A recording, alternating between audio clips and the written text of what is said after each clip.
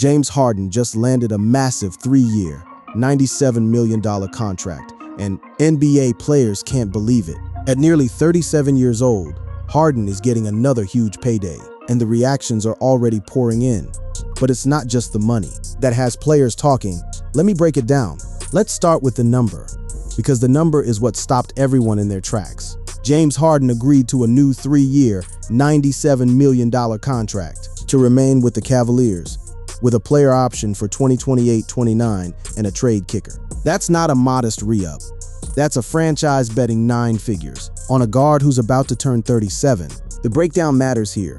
Harden declined his $42.3 million player option and will now be on a contract with a $32.3 million annual average value. On paper, that looks like a pay cut, but stretch it across 3 fully guaranteed years, and it's actually more total security than almost anyone projected he'd get in free agency at his age. And there's a wrinkle buried in the fine print that a lot of outlets glossed over. The trade kicker in his contract acts as a built-in insurance policy for Harden, with him earning an average of $32.33 million per year. A trade would immediately trigger a massive $4.85 million annual raise, bumping his total contract value up to $111.55 million. In plain terms, if Cleveland ever tries to ship him elsewhere, it gets more expensive to do it, not less. That's not the kind of clause teams hand out to players they're lukewarm on. This is the part that got NBA players and fans buzzing. Some are stunned Cleveland handed this out to a player who just got swept in the Eastern Conference Finals. Others are stunned Harden landed anywhere close to 9 figures at his age at all. One reaction that captured the mood online joked that this explains why LeBron didn't sign for that sorry franchise. A fan said, another fan piled on, writing that playoff choke artist is back in Cleveland, while someone else said flatly that I feel like we've known for like 8 years now that James Harden isn't capable of winning a championship. But it wasn't just fans piling on. Analysts who cover the salary cap for a living were equally floored. One basketball outlet didn't mince words, writing that in the end, the Cavaliers have signed Harden to the worst contract in the NBA, and whatever goodwill existed around the roster is gone. That's a brutal read on a deal that just got done, but it tells you how split the reaction has been. The timing made it even more jarring. This wasn't a quiet Tuesday transaction.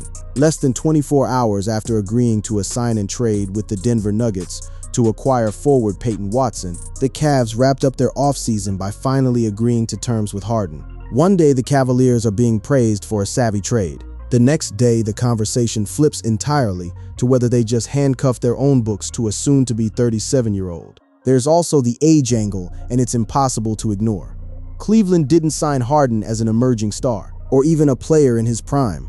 Harden turns 37 on August 26, and when he signs, he becomes the second player in league history to sign for over $90 million in guaranteed salary at age 37 or older, with LeBron James being the other. Only one player in the history of the sport has ever gotten a bigger guaranteed bag that late in his career, and it's arguably the greatest player of all time. That's the company Harden now keeps, for better or worse, depending on who you ask. And the money doesn't stop mattering once the ink dries, because this contract pushes Harden into financial territory almost nobody has ever touched. This brings Harden's career earnings to a total of $511 million, putting him on track to become the 4th player in NBA history to make more than $500 million in career earnings. Let that sink in for a second. $500 million from basketball contracts alone, not counting endorsements.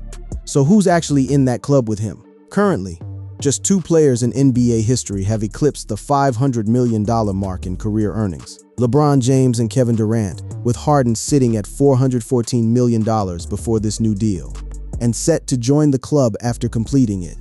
Different outlets have framed the order slightly differently, depending on when they published, with some counting Steph Curry as already past the mark, and others saying he's about to join too. Either way, the same 4 or 5 names keep coming up, and Harden just rode his way onto that short list. That's the headline everyone's reacting to. But to understand why NBA players and fans are this shocked, you have to go back to how Harden even ended up in Cleveland in the first place, and why a team that just got embarrassed in the playoffs decided he was still worth building around. To understand the shock, you need the backstory. Harden wasn't drafted by Cleveland, wasn't a lifelong Cavalier, and wasn't even supposed to be there for very long. He arrived through a trade that, at the time, was framed as a rental more than a partnership.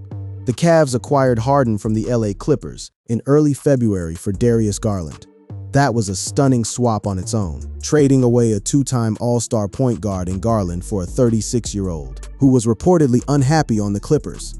At the time, Harden had been held out of the Clippers lineup, the last two games for what the team labeled personal reasons, and there was real uncertainty about whether the move was even a basketball decision. As much as it was a situation both sides wanted out of, the gamble paid off far faster than anyone predicted. Cleveland went 21-9 after Harden debuted, compiling the fifth best record in the league after Feb 7, as he averaged 20.5 points, 7.7 assists, and 4.8 rebounds after the All-Star break. Suddenly, a team that traded away its starting point guard mid-season looked better, not worse. Harden slid into the offense and immediately elevated it. The Cavaliers compiled a 19-7 record down the stretch of the regular season with Harden in the lineup, boasting an offense that scored at a top-3 rate whenever he was on the court. The playoff run that followed is what actually set up this contract conversation. Cleveland made its first Eastern Conference Finals since 2018 with the help of Harden, who averaged 19.2 points, 5.5 assists, and 5.1 rebounds in 18 postseason games. For a franchise that hadn't sniffed the conference finals since the LeBron era, that was a massive jump, and Harden was squarely at the center of it. It didn't end the way anyone in Cleveland wanted. They were swept by the New York Knicks in 4 games, and that Knicks team went on to win the 2026 NBA Finals. So Cleveland's season ended in a sweep, but it was a sweep at the hands of the eventual champions, a detail the front office clearly weighed heavily when deciding whether Harden was worth keeping. Even with that ending, the front office had already made its mind up internally. Harden was always expected to re-sign with the Cavaliers on a multi-year deal, at a lower number following his trade from the Los Angeles Clippers. This wasn't some late summer scramble, born out of desperation. Cleveland had been planning around Harden staying. Since the moment the trade deadline deal closed, then the plot twisted. Harden actually left the door open to test the market, and for a while it looked like he might not come back to Cleveland at all. Harden's return to Cleveland had never really been in question in the front office's mind, but it took nearly 2 months for the star guard to get a new contract from the Cavaliers, as they scrambled to pivot after James signed with the Philadelphia 76ers, instead of returning for a third stint in Cleveland. That's a name swap that stunned a lot of people watching the offseason unfold. LeBron James, not Harden, was the free agent Cleveland was chasing with a bigger vision, and when that fell through, Harden became the fallback plan that turned into the headline deal of the summer. Harden's deal came right after James, who recently signed with the Philadelphia 76ers. A full circle twist considering Harden himself once played alongside Embiid in Philly years earlier. In June, Harden declined his $42.3 million player option to ensure he would become a free agent, then entered negotiations with the Cavs over a new deal, with 2- and 3-year deals mooted. Reports at the time made clear this wasn't a simple handshake. His camp was working every angle to maximize both money and security. His agent discussed both 2- and 3-year contracts with the Cavaliers before finalizing the 3-year deal. That detail matters more than it looks. A 2-year deal would have meant a higher annual salary, but far more risk for Cleveland's cap sheet. A 3-year deal spread the money out, kept the numbers more manageable, and gave both sides what they needed. Harden got total guaranteed dollars. Cleveland got a number it could build around. There was a practical team-building reason for the timing too, one that ties directly back to why NBA insiders reacted the way they did. Ultimately, the Cavaliers needed Harden to lower his annual salary on a 3-year deal, rather than a more costly 2-year deal to get under the first and second aprons. This also allowed Cleveland the time and cap space to trade for Peyton Watson, sending Max Strus to the Clippers, along with future draft compensation to the Nuggets. In other words, Harden agreeing to a lower number wasn't charity. It was the move that unlocked an entire additional trade for the roster. That's the part of the story a lot of casual fans missed in the noise of the $97 million headline. The number wasn't just about paying Harden. It was a chess move that let Cleveland fill out its whole roster around him. Now let's get into why the front office actually did this, because that's where the real controversy lives. This wasn't a panic move. This was a calculated bet by Cavaliers president Kobe Altman, and the reasoning goes deeper than just "we like Harden." Start with the timeline of what else Cleveland was doing that same week. After missing out on James in free agency in July, Cavaliers president Kobe Altman made a series of roster moves to add Watson, 23, and EuroLeague star Mario Hezonja and take the team out of both aprons. Altman wasn't sitting still waiting on Harden. He was actively rebuilding the roster around the idea that Harden and Mitchell would anchor the backcourt for years, not months. And the front office didn't stop at Harden. It made a second, arguably even bigger commitment right alongside this one. Mitchell also committed to a maximum contract extension with the Cavaliers through the 2030-31 season. That's the real context that gets lost when people only talk about the $97 million. Cleveland wasn't betting on Harden in isolation. It was locking in its two best guards at the same time, signaling this era of the team is built to last, not just survive one more playoff run. The Cavaliers boast a starting lineup of Harden, Donovan Mitchell, Watson, Evan Mobley, and Jarrett Allen. On paper, that's a genuinely loaded roster. A former MVP guard, an All-NBA shooting guard, a Defensive Player of the Year in Mobley, and now an athletic wing added specifically to round things out. Harden's role in bringing Watson to Cleveland is another detail that reframes the whole story. This wasn't just a front office decision made in a vacuum. Harden was actively involved. Harden played a key role in recruiting Watson during his restricted free agency, and the Cavaliers waited for that sign and trade to finish before finalizing Harden's own contract. That's not the behavior of a player just cashing a check and coasting. That's a veteran actively recruiting for the roster he's about to be the highest paid piece of. Still, skepticism about the defensive side of this roster hasn't gone away, and it's a big reason players and analysts reacted the way they did. One report bluntly noted that Cleveland operated as a bottom 13 defensive outfit when Harden was on the court, allowing 116.2 points per 100 non-garbage possessions, and he was never known for defense, entering the 18th year of his career. That's the flip side of the offensive numbers everyone's celebrating. The same player generating easy buckets is also the player opposing offenses are attacking. There's also the ceiling question that keeps coming up in every conversation about this deal. A hard-fought second-round series or an easier third-round exit, somewhere short of a title, seems to be a ceiling for Harden-led teams, and the Cavaliers are, until further notice, a Mitchell-led team, hoping to be a Mobley-led team, where the greatness of an in-his-prime Mitchell and the development of the 25-year-old reigning Defensive Player of the Year Mobley might push things further. That's a lot of hope stacked on a lot of ifs, and it's exactly why some in the league are questioning whether this money should have gone somewhere else. The cap mechanics of the deal are also worth sitting with, because they explain why some executives around the league were watching this closely rather than reacting emotionally. The Cavs had about $22.9 million in first apron space before signing Harden, and how his contract is constructed could impact whether the team exceeds the first apron this season. But his $32 million average annual salary means the Cavs will remain below the second apron. That's the kind of technical detail that determines whether a front office can still make trades during the season, and Cleveland threaded the needle carefully. LeBron James may be resetting our idea of how well players can perform late into their careers. But the reality is that the end comes quickly for players, even perennial stars. That line captures the tension at the heart of this entire deal. Cleveland is betting Harden is the exception, not the rule. And if he isn't, the front office is stuck holding a fully guaranteed contract, with almost no way out thanks to that trade kicker. That tension is exactly what's fueling debate across the league right now. Some executives see a smart, calculated bridge deal that keeps a contender's timeline alive. Others see a franchise mortgaging future flexibility on a player who's entering the back nine of his career. Both readings are sitting on the table at the same time, and that split is precisely why this contract became the story of the NBA offseason. Now let's zoom out from Cleveland entirely and look at what this deal means for Harden's place in NBA history, because this is where the real shock value comes from for players around the league. Start with the money club itself. As a result of this deal, Harden's career earnings will now reach $511 million, making him the fourth player in NBA history to eclipse the $500 million mark, joining LeBron James, Kevin Durant, and Steph Curry.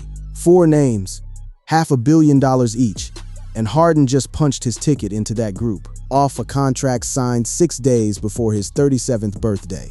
Who's next in line matters here too, because it shows how rare this club actually is. Golden State's Stephen Curry will join the club after earning his $62.5 million salary this season, while Boston's Paul George can achieve the milestone after the 2027-28 season, and the 76ers' Joel Embiid can surpass the mark in the final year of his contract in 2028-29. Some outlets counted this slightly differently depending on exactly when Curry's number crossed the line. But the short list of names stays consistent everywhere you look. A handful of the greatest offensive talents of this generation, and Harden right there among them.